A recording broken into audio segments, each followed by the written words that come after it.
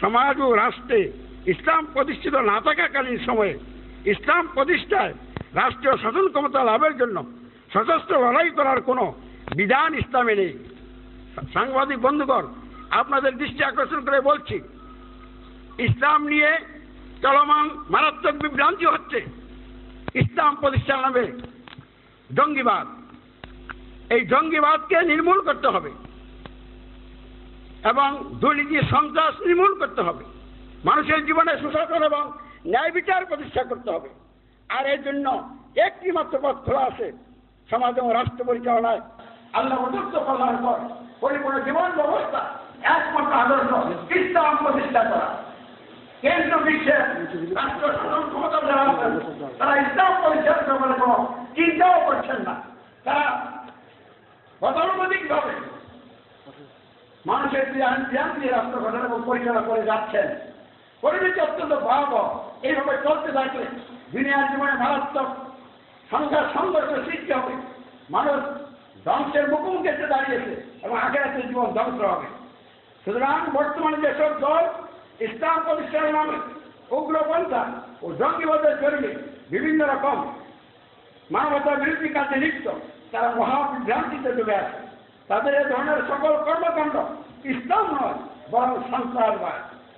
ইসলাম প্রতিষ্ঠার নামে উগ্র হওয়া, জঙ্গিবাদে জড়িয়ে পড়া জান্নাতের পথ নয়, এটা মূলত জাহান্নামেরই পথ।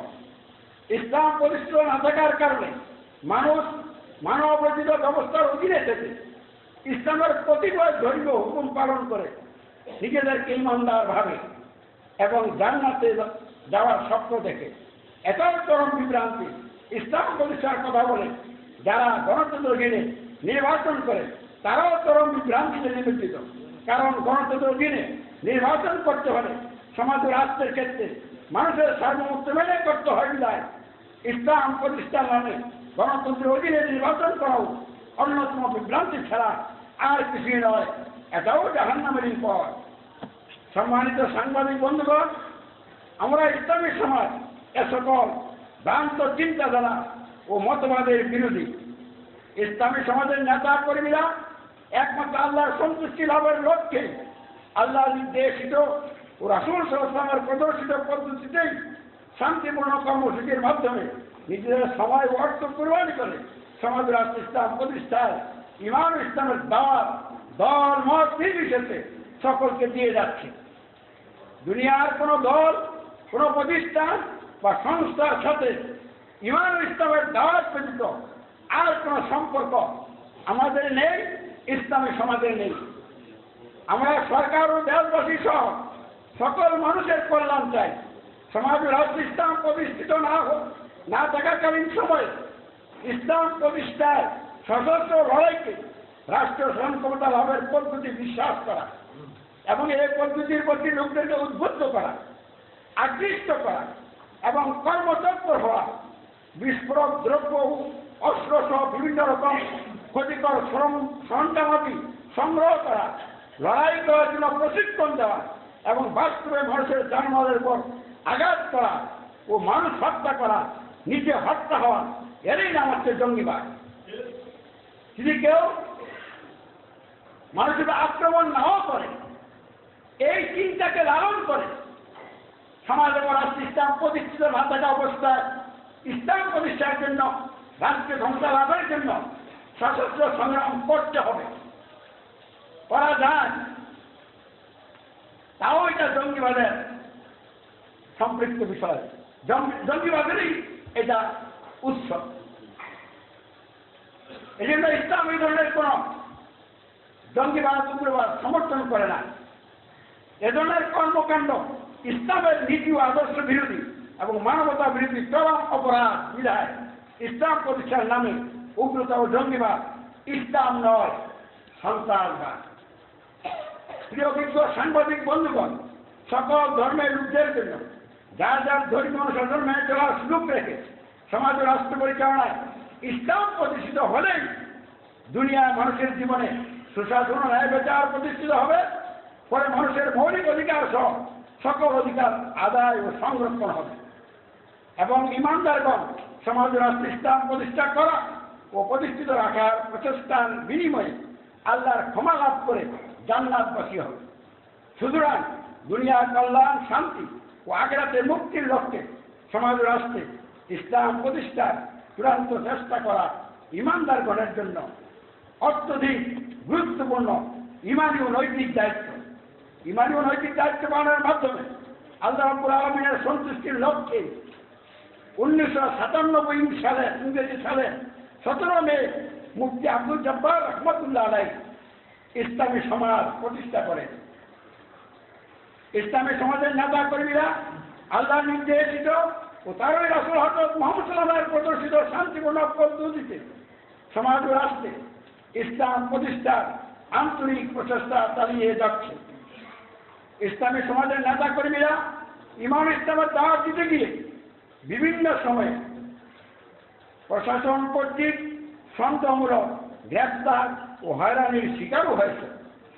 প্রশাসনের উচ্চ পর্যায়ের কর্মকর্তাগণ বিভিন্ন সময়ে যখন যেখানে ইসলামী সমাজের নেতা কর্মীদেরকে দেখেছেন সেখানেই তারা মহোদয়গণের সাথে সাক্ষাৎ এবং মত বিনিময় করেছেন। আল্লাহর মেহেরবানিতে ইসলামী সমাজের নেতা কর্মীরা অতীতের হয়রানিমূলক সকল মিথ্যা মামলা থেকে অব্যাহতি লাভ করছে এবং ভবিষ্যতেও অব্যাহতি লাভ করতে সক্ষম হবে ইনশাআল্লাহ।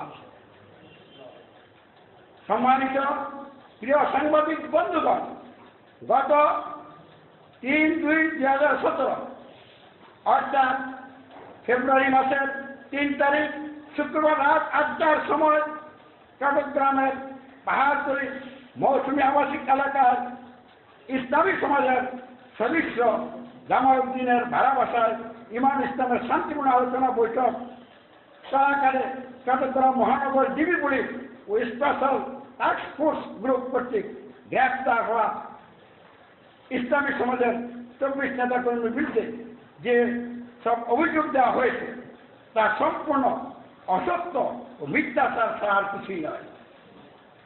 ইসলামী সমাজ কালো তালিকাভুক্ত সংগঠন একথা সরকার কোনোদিনই ঘোষণা করেনি।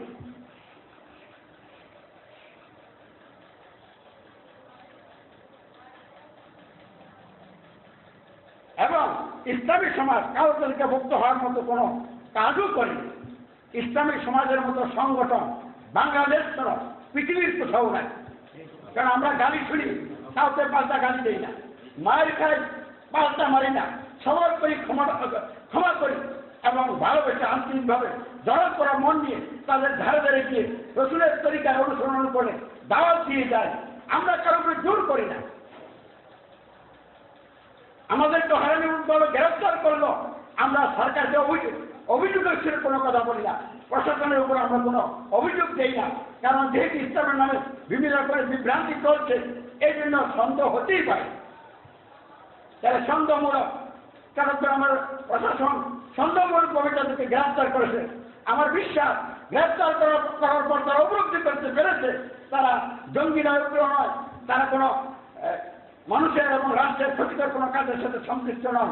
আমি চ্যালেঞ্জে বলছি, তারা শান্তিপূর্ণ দাওয়াত দেওয়ার জন্য এখানে গিয়েছিলেন এবং রাষ্ট্রের মানুষের কল্যাণে সদা সর্বদা আমরা কাজ করছি। শুধু রাষ্ট্রের কল্যাণে নয়, বিশ্বের সকল মানুষের কল্যাণে আমরা কাজ করছি। জাতি ধর্ম নির্বিশেষে সকল মানুষের কল্যাণে আমরা কাজ করছি। আমরা মানুষকে ভালোবাসি, আমাদের তো শত্রু নেই, আমরা সকলকে বন্ধু মনে করি। ইসলামী সমাজের প্রতিষ্ঠা লগ্ন থেকে ইসলামী সমাজের নেতা ও কর্মীরা দুর্নীতি, সন্ত্রাস, উগ্রতা ও জঙ্গিবাদ সহ সকল অপতৎপরতা নির্মূলের লক্ষ্যে সমাজ রাষ্ট্রে আল্লাহ রাসূল হযরত মুহাম্মদ সাল্লাল্লাহু আলাইহি ওয়াসাল্লামের প্রদর্শিত শান্তিপূর্ণ পদ্ধতিতে ইসলাম প্রতিষ্ঠার প্রচেষ্টা চালিয়ে যাচ্ছে।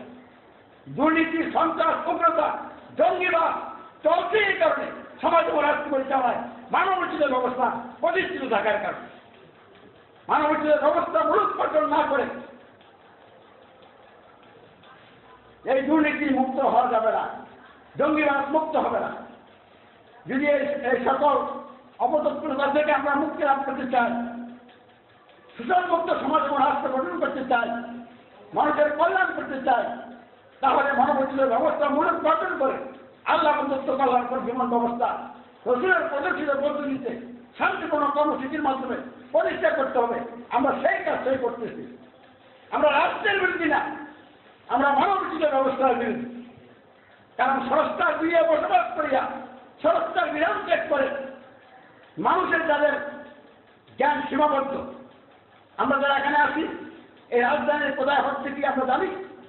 এই পাশাপাশিতে বসে আছি, একজন আরেকজনের খবর রাখি না, ভিতরে কে কি চিন্তা করছি, এত সীমিত জ্ঞান নিয়ে সর্বোত্তম সৃষ্টি মানুষের জন্য বিধান রচনা করার মতো যোগ্যতা কোনো মানুষের নাই।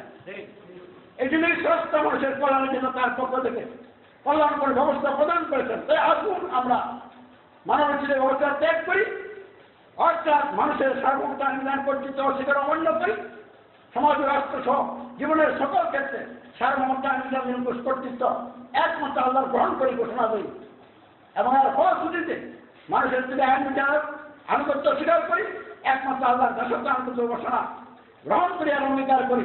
মানুষের যদি আইন বিচারের ভারত বা নেতা নেত্রী বা সরকার আনুগত্য স্বীকার করি, একমাত্র আল্লাহ রসুল হযরত মুহাম্মদ সাল্লাল্লাহু আলাইহি ওয়াসাল্লামের সত্যহীন অনুসরণ গ্রহণ করি আর অঙ্গীকার করি।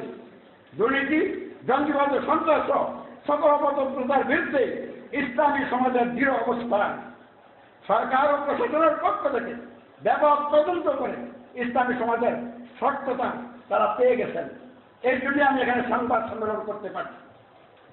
এত কিছুর পরেও ইসলামী সমাজের নেতা কর্মীদের উপর মিথ্যা অভিযোগ দিয়ে গ্রেফতার করে মিথ্যা মামলা দেওয়া খুবই দুঃখজনক। যেহেতু ধৈর্য ক্ষমাই ইসলামী সমাজের নীতি, তাই আমরা ধৈর্য ক্ষমা নীতির অটল থেকে ইমানি দায়িত্ব পালন করতে থাকবো ইনশাআল্লাহ। চট্টগ্রামে গ্রেফতার কিন্তু ইসলামী সমাজের 24 নেতা কর্মীদের নিঃশর্ত মুক্তি প্রদানের জন্য আমরা সরকার ও প্রশাসনের প্রতি আন্তরিক আহ্বান জানাচ্ছি। সাংবাদিক বন্ধুগণ সহ দেশবাসী সকলকে আমরা অনুরোধ করছি ইসলামী সমাজ সম্পর্কে জেনে বুঝে সত্য কথাই